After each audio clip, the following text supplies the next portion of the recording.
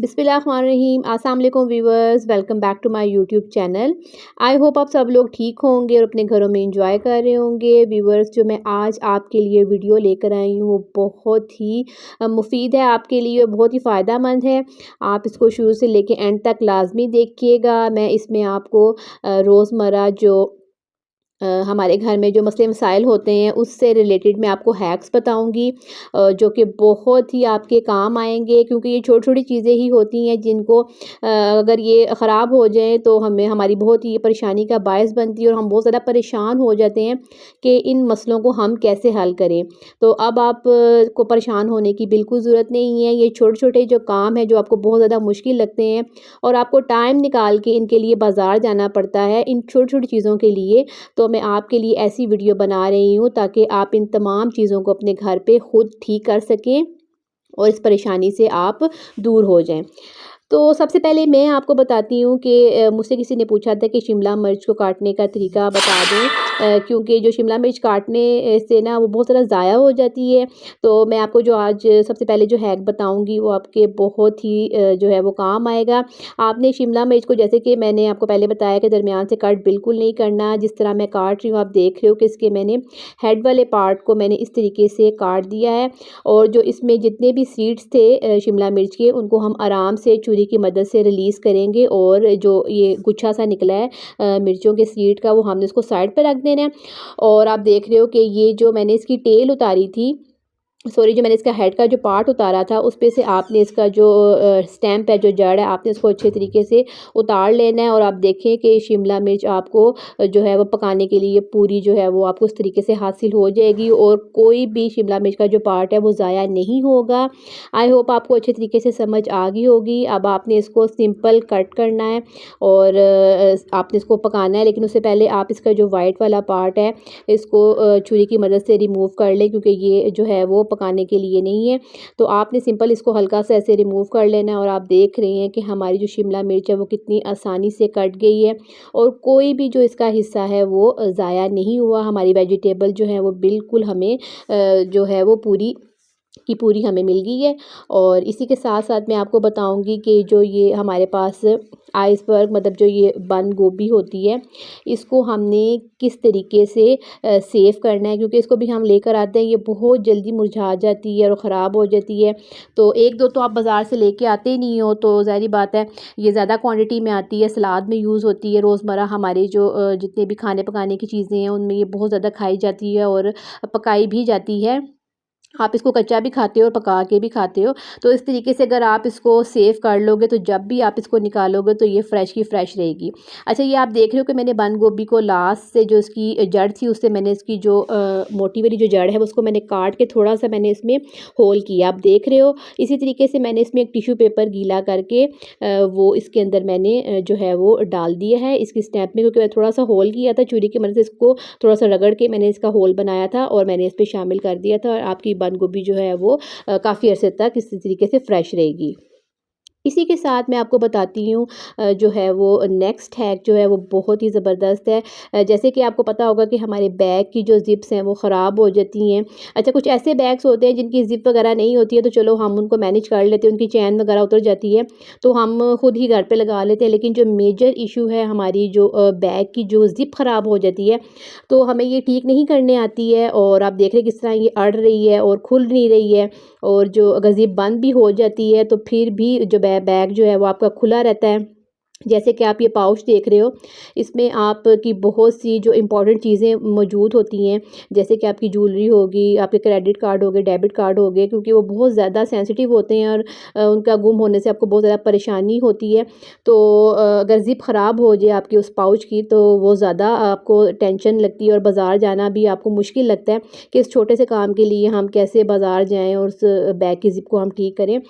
तो इसका भी हैक मैं आपको घर पे बताऊंगी, जो कि आपके बहुत ज़्यादा काम आएगा। बहुत ही सिंपल है, सिंपल आपने ये प्लास घर पे मौजूद होता है। आपने ज़िप को जो है जो आपकी जो ज़िप जो बंद नहीं हो रही है, आपने सिंपल क्या करना है कि उस पे अच्छे तरीके से इसको दबा देना है, जो ज़िप की दोनों साइड है, जैसे कि आप ये देख रहे हो कि मैं इसको प्रेस कर रही हूँ। आप अच्छे तरीके से इसको ऐसे दबाएँगी ताकि जो ज़िप हमारी ढीली हुई है वो टाइट हो जाए। अब आप देख रहे हो कि जो पाउच था हमारा वो अच्छे तरीके से ठीक हो गया। अब इसकी ज़िप भी बंद हो चुकी हुई है, और जो बहुत ही आसान तरीका था ये वाला, आई होप आपको पसंद आया होगा। इसी के साथ मैं आपको नेक्स्ट हैक बताऊँगी जो कि बहुत ही इम्पोर्टेंट है, सुई में धागा डालना। बहुत ज़्यादा मुश्किल हो जाता है, हमारी बहुत सी माएँ-बहनें हैं और मर्द हज़रात भी हैं जिनकी नज़र कमज़ोर होती है, उनको सुई में धागा डालने में बहुत ज़्यादा दिक्कत होती है।